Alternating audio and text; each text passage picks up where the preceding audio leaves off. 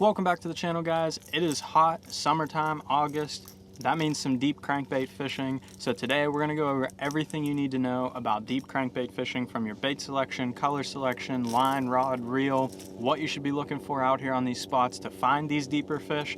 And ultimately, we're gonna jump up on the front deck and show you how to fish a crankbait, a couple different ways to catch some fish all summer long. So stay tuned, let's get right into it. So for starters, let's talk about your rod and reel setup. A deep crankbait is the one bait that you kind of need a specialty setup to actually throw. A lot of these baits pull really hard, they're very big. A lot of these baits weigh upwards of an ounce or even more, so you do need a specialty rod to throw this. Your typical square bill crankbait rod is not going to get this job done unless you're fishing very small or mid-depth deep diving crankbaits.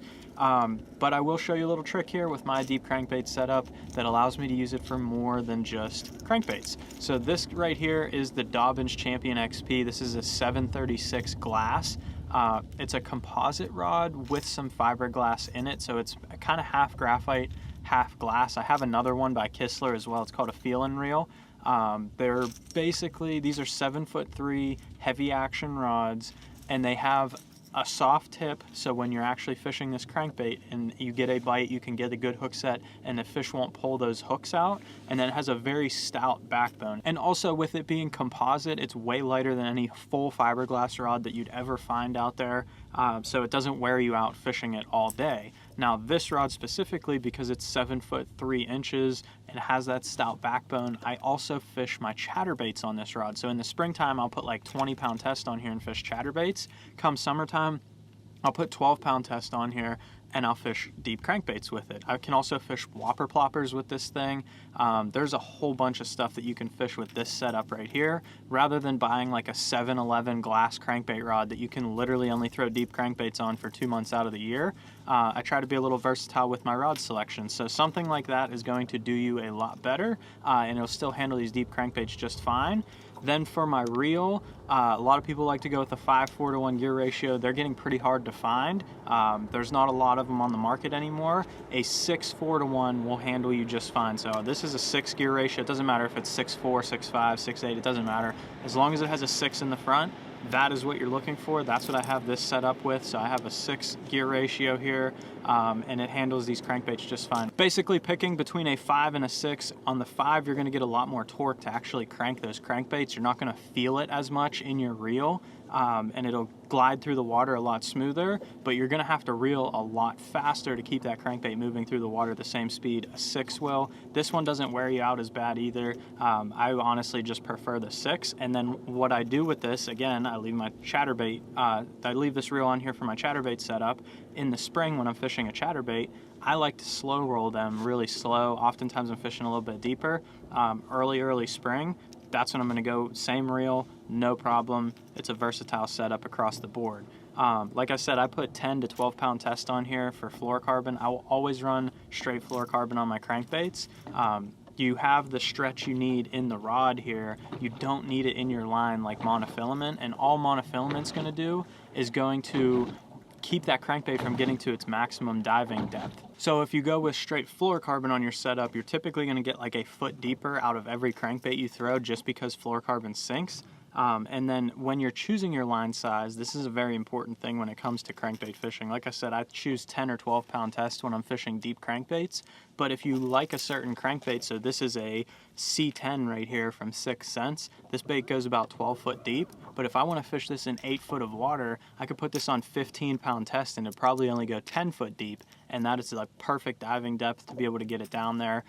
Basically, rule of thumb, whatever is on the package of your bait, that is tested with 10-pound test. So if it says 12 foot, it's going to go 12 foot on 10-pound test fluorocarbon. If you put it on 12-pound test, it's going to go like 11. It'll go like 10 if you put it on 15. Every line size you go up, you're going to lose about 1 foot off your diving depth. That's about the rule of thumb when you're choosing a crankbait and your line. So that encompasses your entire rod setup there. Pick your crankbait line however you want. I just go with 12-pound test and change my crankbait selection more often than not. But as you can see, we're out here fishing today. I have 3 different crankbaits tied on 3 different rods. 2 have 12-pound test, 1 has 15-pound test, which I actually did put 15 on this for the day just because we're fishing a little bit shallower. Then what I'll do, which talking about crankbait selection here, I'll put 3 different crankbaits on to cover different depths of water. So I have a C6 from 6 Cents on. That bait goes about 6 foot deep. That's on 12 or 10 pound test, so that's going to get about 6 foot deep. Then I have a 250 MD from 6 Cents. That bait gets about 8 or 10 foot deep. I have that on 12 pound test, so that's probably going to hit about 9 foot when I'm throwing it. And then I have this C10 here, and I have this on 15 pound test, so this one's going to get down to about that 10 foot range. So I can cover anything from 6 to 10 foot of water today while I'm fishing out there. When you're choosing your bait though, the crankbait diving depth, you want it to go a foot to 2 deeper than the depth of water you're fishing. So if you're trying to hit bottom in 10 foot of water, you need a crankbait that goes 12 foot deep.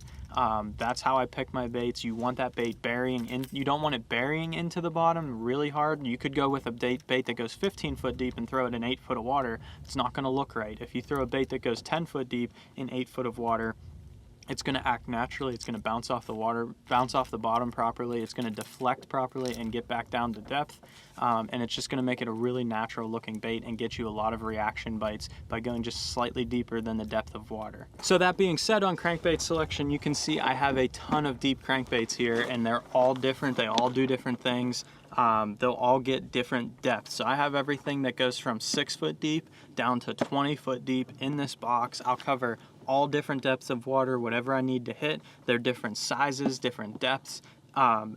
You can get very complicated with this and buy a little bit of everything. If you want a one and done crankbait, I highly recommend the 6 Cents C series. If you want to get a 10% discount on that, you can use my code Quince. You'll save 10% on your entire order, and you'll be helping out the channel a ton. But that crankbait, I highly recommend. You can get the C6. You'll cover 4 to 8 foot of water depending on what type of line you put on it. You can get the C10. You'll cover 8 to 12 foot. You can get a C15 and you'll cover 12 to 15 foot. They even come in a C20 and a C25 depending on how deep you want to fish. But if you just wanted to get a couple crankbaits, I would recommend those 3 right there, the C6, C10, and C15. That will cover most of your deep crankbait needs with those guys right there. And then when it comes to color, you can get very complicated if you wanted to. I have perch patterns in here. I have all kinds of stuff in here, bluegill colors.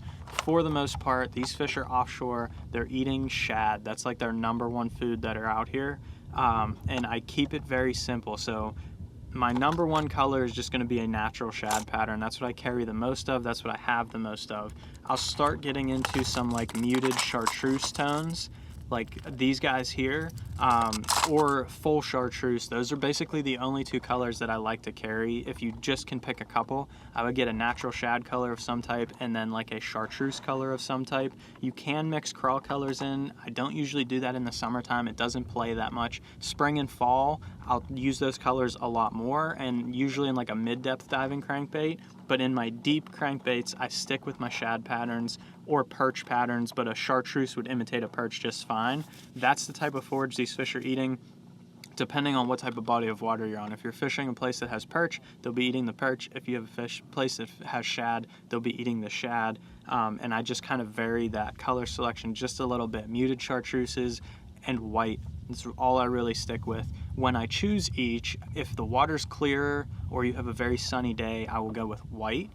If you're fishing a cloudier day, or the water's very dirty, or you're fishing deeper, the deeper you go, the brighter the crankbait you want, because that white won't stand out as well. You'll need something that pops a little bit more when you're getting down deep. Like if you fish a C25, you're getting down in 25 foot of water, you need something chartreuse a little bit. Even if it's just like one of these citrus shad ones right here with the green back, just that little bit of pop on that bait stands out a lot more down deep there because there's not as much light penetration down in 25 foot of water. So that's how I pick my crankbait colors and my crankbaits overall. I really keep it simple. It sounds like I have a lot going on here, but you just need those couple crankbaits that cover a few different depths of water in white and chartreuse, and you'll be just fine. That's all you really need. I just get fancy into this because I like to throw different stuff and try some cool different things. But if you really needed only a few, those ones would cover you just like that. So let's jump up on the front deck. Now that we know everything about how to rig up one of these crankbaits, how to choose them, let's jump up there. Let's look at some areas that we like to fish these baits and a couple ways to fish these to make sure you're catching more fish, and hopefully you'll be catching more fish all summer long. So when it comes to fishing these deep crankbaits, the first thing we're going to look for is areas where these fish want to be. Right here, I have a big hard spot that I'm fishing. Basically, it's a big hump under the water. Could be rock, could be shell, could be whatever, but it's a hard bottom area. Basically, there's grass all around, high spot with hard bottom. Either the fish are sitting around the hard spot and then come up on top and get the bait, or they sit right on top of it and wait for bait to come by. Either way, fish load up on areas like this, and it's a perfect place to fish a deep crankbait. There's lots of shells or rock to deflect your crankbait off of. There's lots of bait for these fish to eat, and it's a perfect place for them to grab a meal. So we'll go ahead and spot lock up on this spot. We're gonna show you how to fish this thing. So basically all I'm gonna do is throw this thing out there as far as I can, make a long cast. You need a long cast of the deep crankbait to get this thing down to the bottom. And then as soon as this hits the water, I'm just gonna start my retrieve.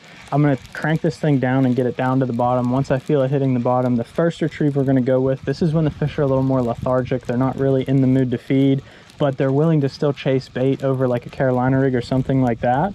And this is all I'm gonna do, just a slow, steady retrieve like I'm doing right here. I'm gonna let the crankbait do the work. And basically, like I said, if you pick that bait so it goes 2 foot deeper than the bottom you're fishing, you can throw it out there just like this and wind it down there, and you'll feel it deflecting off of everything. And since this graphite rod, it's half graphite, half glass, you'll be able to feel it deflecting off of that stuff. Feel if there's a fish biting it, feel if you're hitting rock, if you're hitting grass, whatever's going on down there. So I can feel them on the bottom. I'll slow it down a little bit and let it bounce off of everything and really let it deflect on everything. And that's gonna get you a lot of bites that way. Super simple way to fish a crankbait. You just throw it out there and reel it in. That's how everyone always fishes a crankbait. But there's 2 things that you can do. Mix your retrieve up a little bit to get some more bites, and we're gonna show you that right now. So the first thing, you're gonna throw it back out there on that hard spot again. You're gonna crank this thing down to the bottom just like you did when you're fishing it regular, and then you're gonna stop it. You're gonna start it again.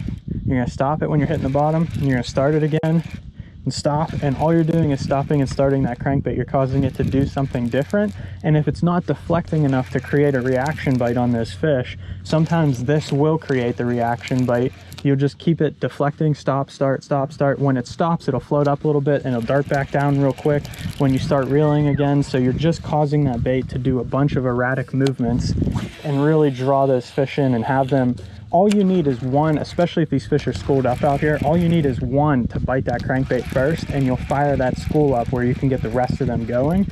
So I'm gonna crank this back down to the bottom again, stop it. I'm gonna crank it some more, stop, give it like 3 or 4 cranks and stop it over and over again. And that's all you're gonna need to get these fish going. So I'll just fire it up like that and then kill it, keep it going, and that's all you need to try and fire a fish up oftentimes if the school will not bite. Now, one last way that you can cause some deflection in your crankbait to really get a reaction strike. This is my favorite way to do it. I'm not a big fan of the stop and start. I'd rather just do a steady retrieve. So all we're gonna do again, make a long cast, and you're gonna reel this thing down to the bottom. And when you feel it hit something, you're gonna deflect it instead of making the crankbait do it. So I'm getting it down there. Now I'm hitting bottom, and oh, we had one and I lost them. As soon as I deflected it though, you can see I had a bite. So that's all you're looking for right there. You're going to deflect it off of something, cause a reaction bite. They could be hiding next to a stump. You could hit that stump, it'll pop off and they'll just grab it. We'll show you that one more time just to, since that wasn't a very good example. I'm gonna go ahead and crank this thing down, and all I'm gonna do is snap this free from whatever I hit. So if I hit grass, if I hit wood, if I hit whatever, I'm gonna cause it to snap off. So I hit something, I'll pop it off like that. I'll give it a couple snaps of the rod tip, kill it. When you snap it free like that and you pause it for just a second, it'll dart and float and then dart back down. It does all kinds of crazy stuff, and it'll create a reaction bite on these fish here. If they're not in a feeding mood or they're not feeding yet, you might be able to get one to actually bite it, and then the rest of the school thinks that they're trying to feed, so they're going to start eating too, and then you'll start being able to catch them just with a steady retrieve, or however you want to catch them while they're down there in the water, whatever your favorite way to throw a crankbait is. Sometimes those 2 little tricks though can get the school fired up so you can catch them your way on a crankbait. Might not be your favorite way to do the stop and start or darting it around, but if you can get one to bite, sometimes you can fish it the way you like to. So I hope you guys enjoyed today's video talking all about how to fish deep crankbaits. Hopefully it'll have you catching more fish all summer long. And if you liked today's video, check this one out right here. I talked about how to fish crankbaits specifically for smallmouth, and even showed you how to find some of those hard areas to catch those fish. and that video will help you catch more fish on a deep crankbait as well. If you enjoyed today's video, leave a like down below and make sure you hit the subscribe button, and thanks for watching.